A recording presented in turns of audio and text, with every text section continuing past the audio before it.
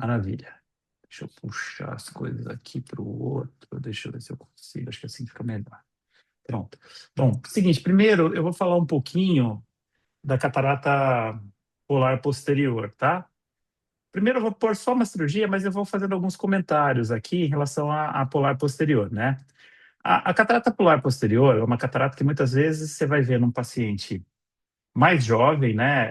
É ruim quando chega no paciente idoso com uma catarata super dura, né? E pior, né? Às vezes uma catarata que você nem tem transparência para conseguir enxergar que tem uma polar posterior. Esse é o problema e talvez esse seja parte daqueles casos que a gente nem entende por que que ele cai de repente, né? Mas a gente tem que ter o conceito do quê? Que a polar posterior, na verdade, é meio que uma malformação, né? Se você for ver, ela é um ponto de Mittendorf gigante. Se a gente for lembrar da embriologia, é aquela região onde entrava a túnica vasculosa lentes e que não fechou direito. Então, por isso, é uma cápsula que é muito fina nesse lugar. Como é muito fina e tem uma projeção, tem um formato normalmente piramidal, estendendo para o cristalino, você tem que tomar cuidado, você não pode fazer grande movimentação e, pior de tudo, você não pode fazer a hidrodissecção, você tem que tomar muito cuidado com isso. Então, se você hidrodissecar, você vai fazer aquilo desgrudar traumaticamente e vai arrancar o pedaço e aí vai ter um problema. Então, o que que a gente tenta fazer? A gente tenta ir meio descolando. A gente primeiro hidrodelineia, tenta soltar, essa é uma maneira mais segura de fazer, e daí você vai sempre tentando trazer os pedaços da periferia para o centro. Vocês estão vendo aqui, eu estou tentando trazer e vou tentando desgrudar até limpar o centro, tá? E a gente sempre vai dessa maneira, como é uma catarata molinha, né? Mais tranquilo. A única coisa chata é que você não fez a hidrodissecção, então tá tudo muito aderido. Essa é uma parte difícil de você fazer por conta disso, tá? Mas com calma você vai lá, vai trazendo devagarzinho, vai puxando, tá? Nesse caso, é um caso que eu acho interessante, porque muita gente fala que se não romper, não é uma polar posterior de verdade, tá? É, se tinha uma separação, se tinha um plano, talvez não fosse uma polar posterior. Mas às vezes a gente consegue fazer sem romper. A questão é que nesse caso, estava indo tudo tão bem que eu achei que dava para, inclusive, limpar o centrinho. A hora que eu tentei polir, o que que aconteceu? Eu fiz esse rasguinho aqui, ó. Acho que dá para vocês verem aqui um rasguinho, né? Como tinha um rasguinho pequeno, uma lesão relativamente controlada, eu resolvi fazer uma rexis posterior, tá? Quando você tem uma ruptura de cápsula, se você eventualmente conseguir regularizar isso, é o ideal. Se você tem uma lesão de cápsula controlada, uma abertura da cápsula controlada, você pode, inclusive, colocar uma lente peça única no saco, se for o caso, tá? A gente, num caso desse, a gente normalmente já entra preparado com uma lente 3 peças, né, para pensando nessa possibilidade de ter uma ruptura, tá? Mas você poderia mesmo colocar uma peça única aí dentro do saco capsular se você fez essa rexis posterior, tá? Aqui a gente posiciona, né, a lente da melhor maneira possível dentro do saco, dá para colocar dentro do saco, porque você regularizou. Mesmo que tenha uma tensão, essa tensão vai ser distribuída pela rexis posterior, vai ficar tudo numa posição e a gente tem um resultado muito bom nesse caso, tá? Mas tem que tomar muito cuidado, né? Esse caso é bem ilustrativo do que é uma polar posterior. Você chegou perto da cápsula, você encostou na cápsula, você vai acabar rasgando, né? E aí, só para mostrar para vocês, né, que mesmo tendo aquela ruptura da cápsula posterior, mesmo a gente tendo feito a rexis posterior, como você põe viscoelástico, jogando toda a hialoide, a princípio não rompeu o hialoide, então não tem vítreo na câmara anterior, tá? O vítreo fica preso lá no lugar dele, tá? Mas eu acho que esse é a principal mensagem aí que a gente tem em relação à polar posterior, tá? Alguma dúvida em relação à polar posterior? Será que alguém quer perguntar alguma coisa? Ou a gente pode já seguir para a traumática? André, tem alguma coisa aí? Que não, Eu, Pedro, pode seguir. O eu, Rafael já Ótimo, apresentou né? para a gente um pouco também, né, sobre Isso. a Polar, Deixa eu então só ver aqui, faço só isso. para eu queria tirar Foi uma deixa eu dúvida só ver. bem Ah, rapidinha com pode o falar. Pode senhor. É falar. bem rápido mesmo. Se tem alguma técnica assim preferida, eu sei que foi falado algumas, né? Mas se tem alguma que, sei lá, é preferida que vocês acham que, sei lá, rompe menos, alguma coisa nesse sentido. Não, eu acho que assim, o principal é você não ter pressa para fazer, sabe? É você não querer puxar tudo de uma vez e lembrar que é um caso que assim que você não vai conseguir ficar mexendo muito com o cristalino.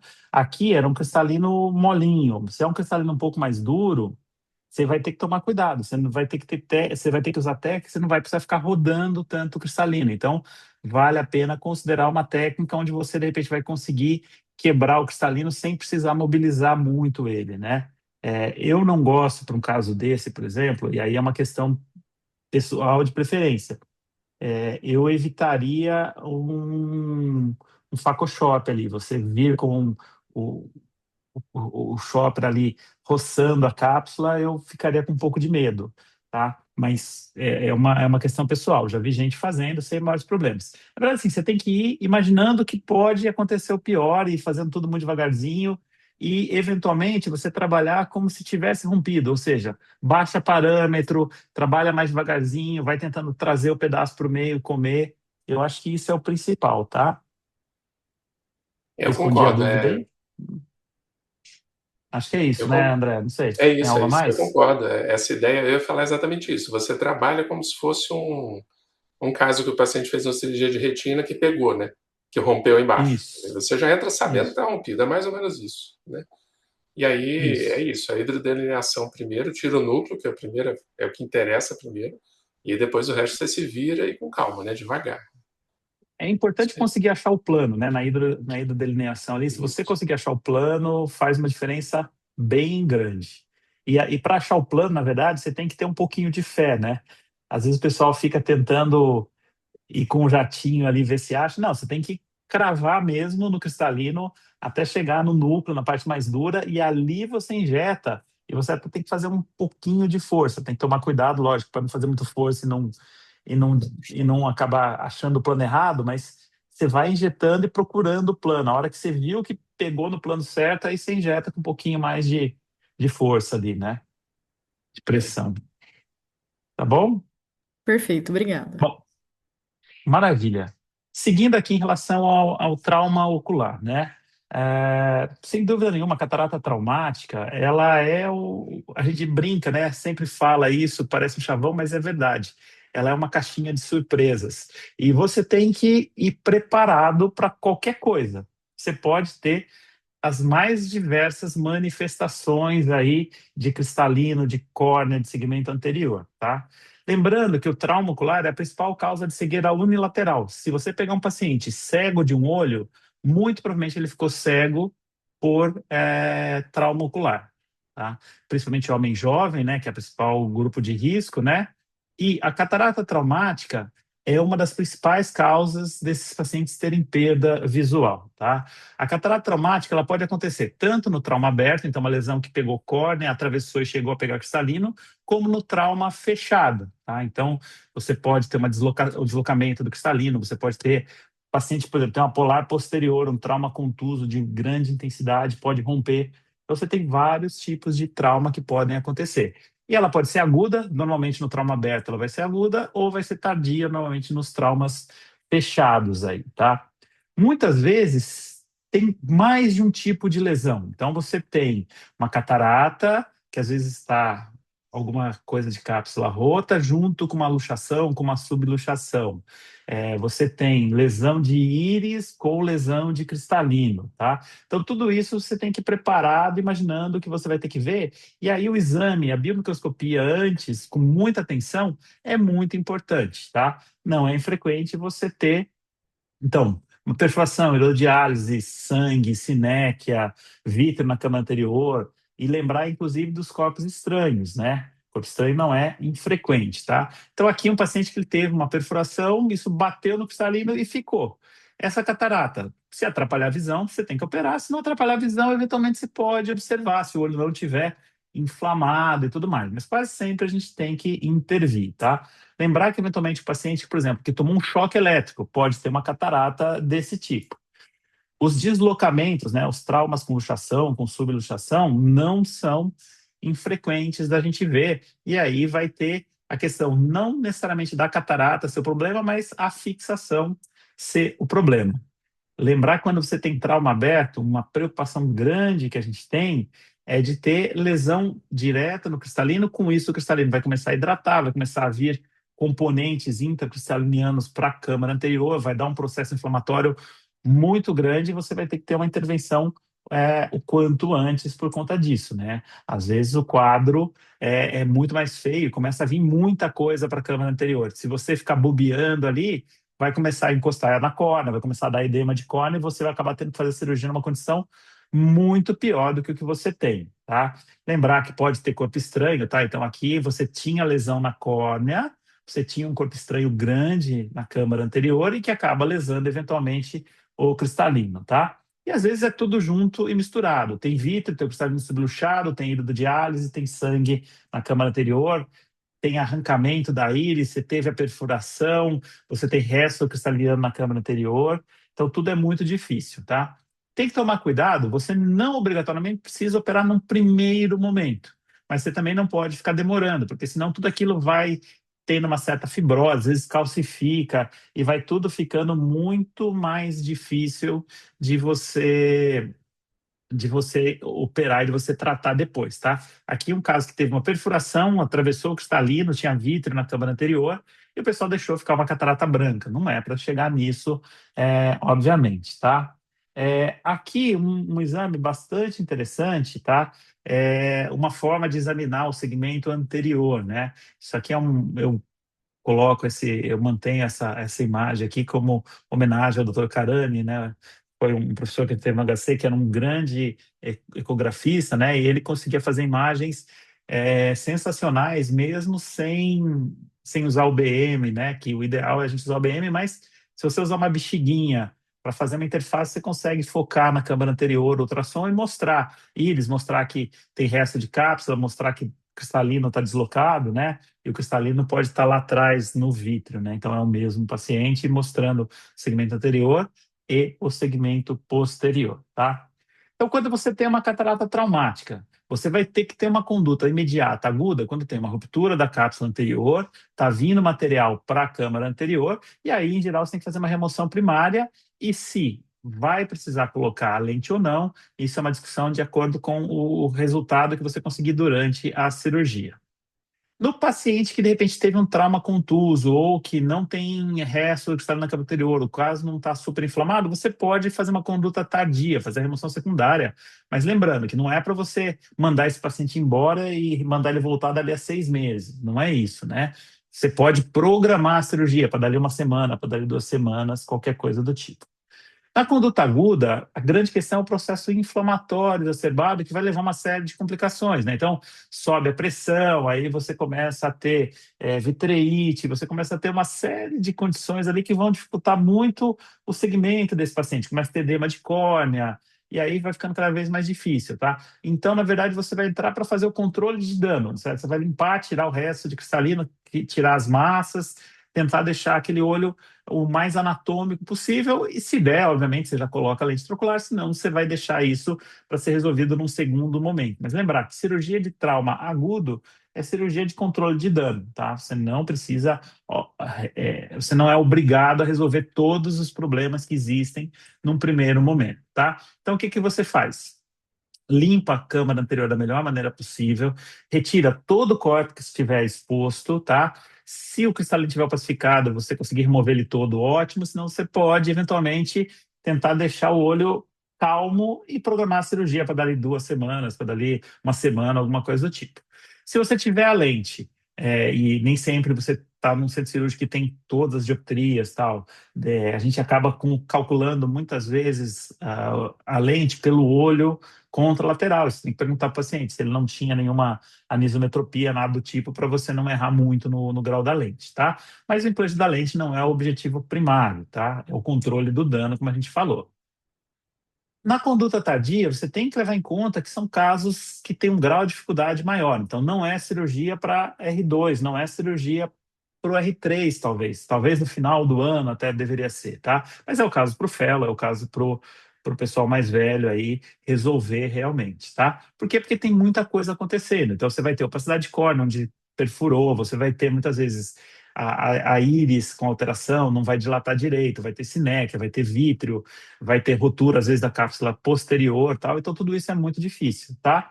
e a dificuldade no cálculo da lente, né, que a gente sabe que vai ter alteração da curvatura da córnea pelo trauma na córnea, vai ter alteração da câmara anterior, ou porque tem vítreo, porque a íris está deslocada. Então, tudo isso dificulta o seu cálculo. Você tem sempre que usar o outro olho para te ajudar, para te dar um parâmetro, né, desde que o paciente não tenha uma diferença de grau já documentada anteriormente. Tá? Mas isso é para te dar um direcionamento. Você tenta fazer as medidas daquele olho, que nem sempre são possíveis, nem sempre são tão boas assim. Tá? Então, por isso, você tem que trabalhar com uma possibilidade do grau não ficar tão adequado quanto você gostaria, tá? E aí a gente tem algumas coisas, né? Parece narrador de futebol, né? Que fala que, isso é uma caixinha de surpresas, né? Só acaba quando termina, você não pode ficar tranquilo. Mas você tem que entrar preparado, você tem que entrar com tudo o que pode ser necessário. Então, gancho de cápsula, anel para dilatar a pupila, de qualquer tipo que seja, anel endossacular, se tiver alteração de zônula, tá? Então você tem que entrar com tudo na mão, tá? O resultado vai depender muito das outras lesões que você tem. Então, se tiver uma córnea muito irregular, porque teve uma perfuração, vai ficar o astigmatismo alto, você vai ter dificuldade para corrigir isso. Se teve um trauma contuso de grande intensidade, teve lesão na mácula, o resultado vai ser ruim. Se teve um caso de perfuração, perdeu vítreo, pode ter hemorragia vítrea, pode ter rotura de retina, pode ter descolamento de retina, obviamente o resultado vai ser pior. Mas o que vocês têm que guardar é que é uma cirurgia que é sempre difícil, para qualquer um é difícil. E por isso que eu falo, não é uma cirurgia para você fazer de curioso ou para quando a cirurgia ainda é uma coisa difícil para você, tá? O que eu quero dizer com isso? Se você ainda não consegue fazer uma quebra, se você não tem a segurança para fazer uma rexis numa pupila pequena, se você não tiver uma série de outras habilidades, a cirurgia em si ela é difícil o suficiente. Você não precisa que o cirurgião seja um fator de dificuldade.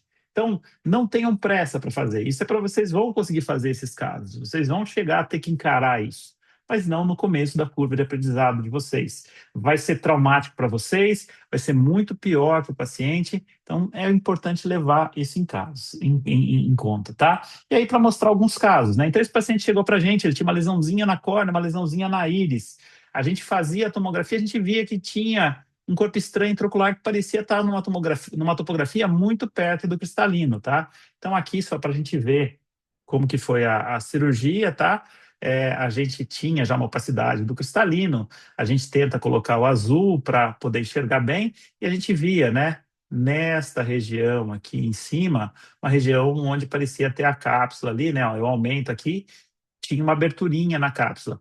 O caso nem estava tão inflamado, mas o paciente, obviamente, estava enxergando muito pouco, né? Aqui, acho que a grande dúvida que a gente fica a gente faz uma rexis passando lá na periferia ou a gente faz uma rexis normal,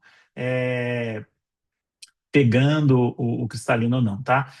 Muitas vezes esses pacientes são jovens, então você tem que tomar bastante cuidado na hora da rexis, porque às vezes essa rexis vai ampliando, né? E fica uma rexis grande, né? Aqui a gente tenta fazer uma hidrodelineação, a gente não sabe se a cápsula está rota ou não, parâmetros relativamente mais baixos, vai aspirando todo esse cristalino. Vocês veem que esse cristalino ele tem uma consistência diferente, né? O córtex já está todo modificado. E a gente vai aspirando, vai tirando o cristalino ali, até que uma hora vocês vão ver que a gente vê um brilhinho diferente ali, tá? Tem uma lesãozinha ali que a gente vê, olha, o que é aquilo? Aquilo deve ser o corpo estranho que a gente estava procurando, tá? Então a gente soltou todo o cristalino, viu onde ele estava.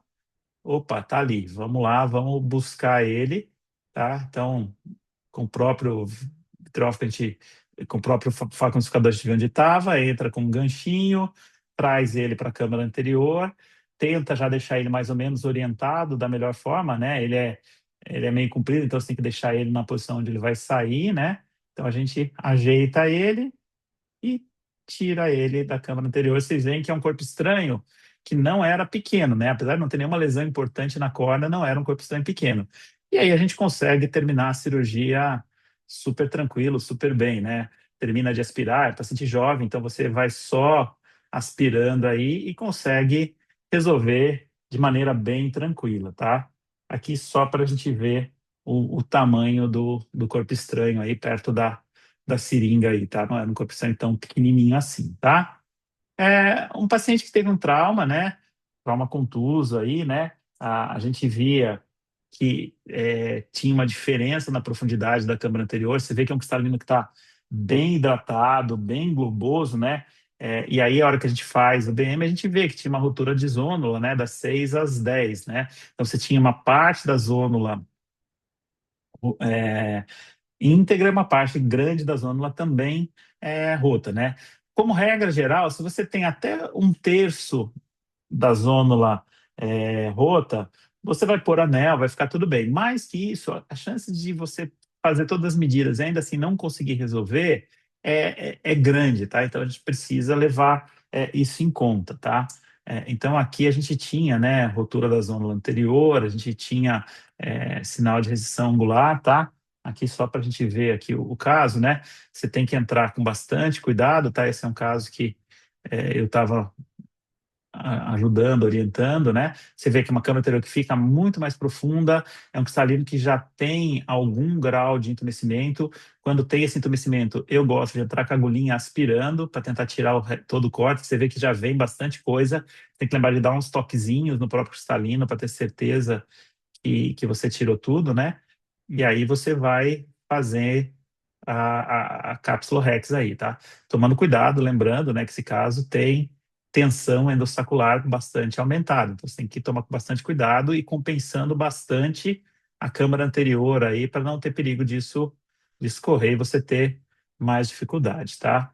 É, aqui, tentando fazer a Rex da melhor maneira possível, né?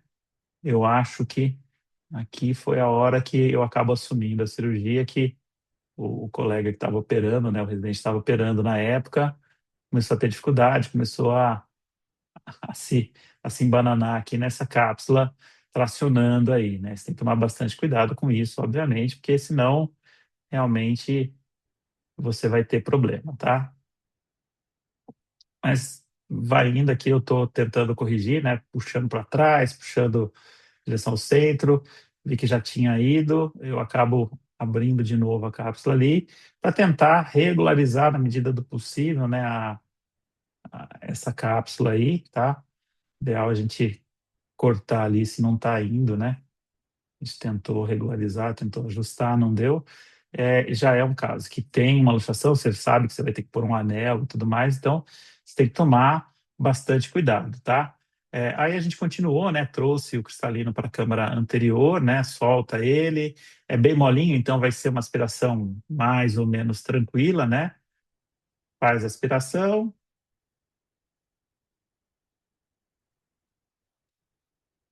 Aí não tem muito segredo, né? E aí você vai ter que ver a questão do saco capsular, tá? O ideal é que o saco tivesse íntegro, que você tivesse uma boa Rexis para poder colocar o anel sem maiores problemas, né? Como a gente não tinha mais a questão da cápsula anterior íntegra, né? A gente acabou preferindo colocar a lente e tentar posicionar a lente com o ático, tentando distender aquela região onde você tinha a falência zonular, né? Por sorte, esse paciente ficou ótimo, né? A lente um pouquinho deslocada, mas tudo bem e tal, né? E por incrível que pareça, a gente às vezes tem resultados muito bons. E esse último caso aqui é um caso que eu acho muito particular, acho muito interessante, que é um paciente que ele teve um trauma contuso, tá? E ele vinha para a gente com essa catarata. A hora que a gente examinava bem, era estranho porque ele parecia ter uma ruptura da cápsula posterior. E essa aqui era a imagem do BM dele, né? Você vê que realmente tinha uma ruptura de cápsula posterior, tinha um pouquinho de córtex extravasando para o vítreo, então tinha um processo inflamatório localizado ali, né? Então, esse é um caso que eu operei faz uns anos aí, tá? Então, o que que a gente decidiu fazer? É, a gente sabe, esse paciente tinha já algum tempo do trauma, não foi que a gente operou ele logo na sequência, a gente esperou um pouquinho, e aí a gente parte do princípio que quando você tem uma ruptura de cápsula, eventualmente, na vitrectomia, você teve um toque, como passa um tempo, você tem uma certa fibrose do saco capsular ali naquela região, e isso te dá uma certa resistência. Então, a gente partiu desse princípio que, como a gente esperou, aí acho que foi um mês e pouquinho, um pouquinho mais talvez, a gente falou, bom, essa cápsula deve estar já íntegra. Era um paciente jovem, né? paciente, eu acho que aí alguma coisa perto de 14 anos, se eu não me engano.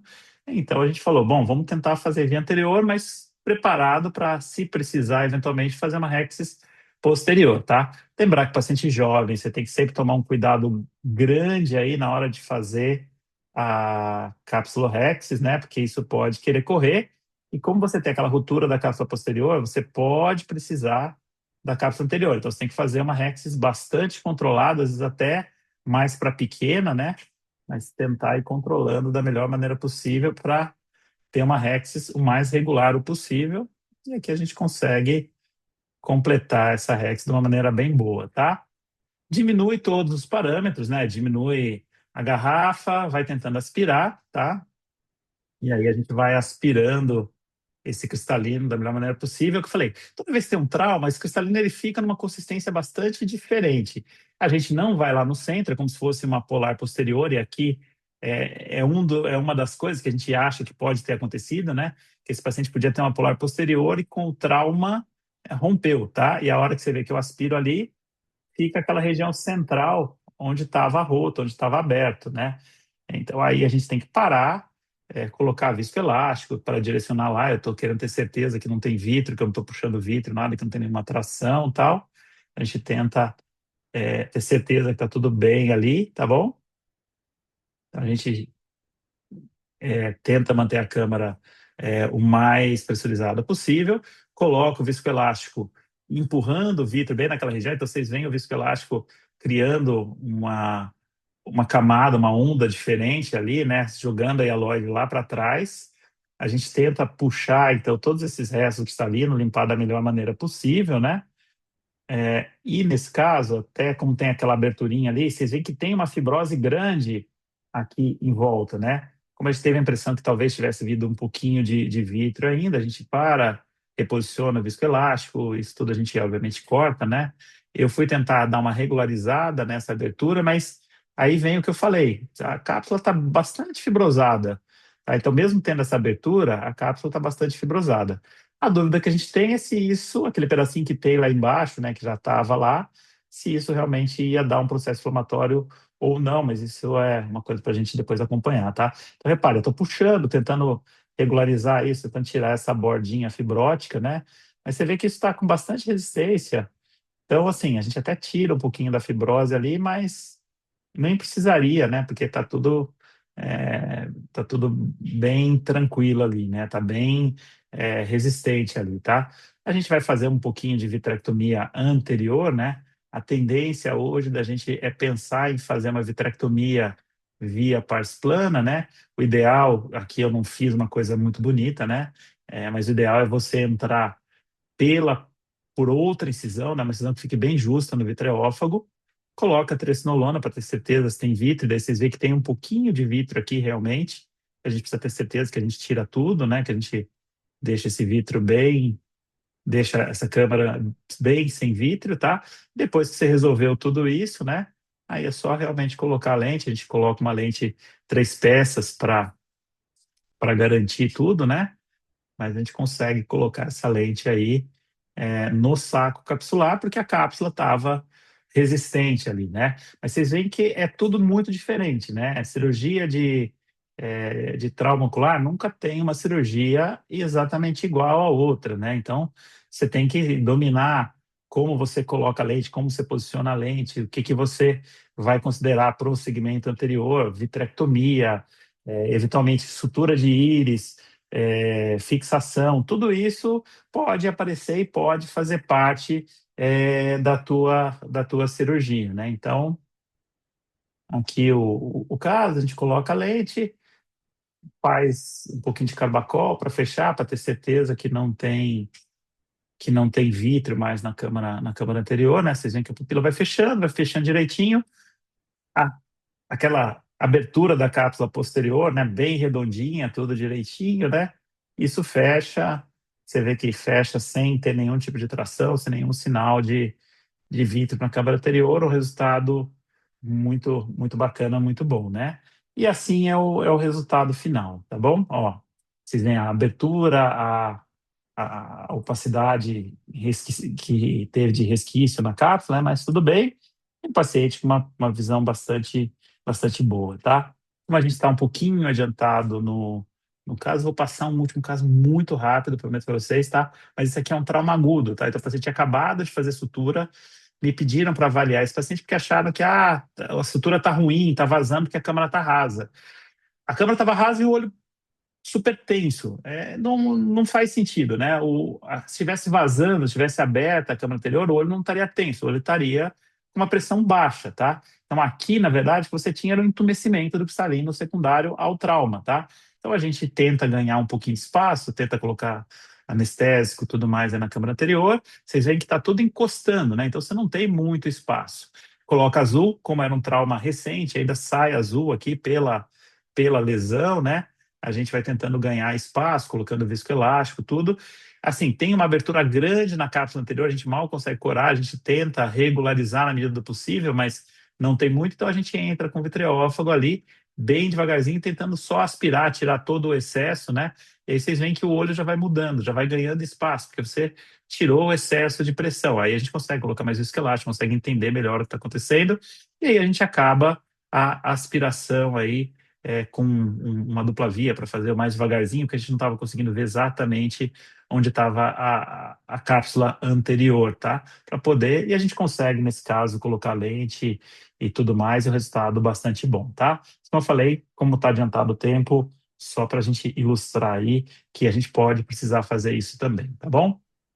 Acho que é isso. Alguma dúvida aí, alguma coisa que a gente possa ajudar aí?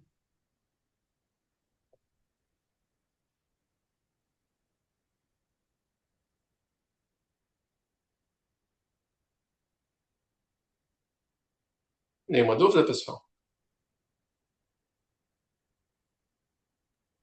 Acho que não. Maravilha. Acho que os casos são bem ilustrativos, esses casos aí do que a gente pode ter no trauma, né? Mas acho que o principal é isso,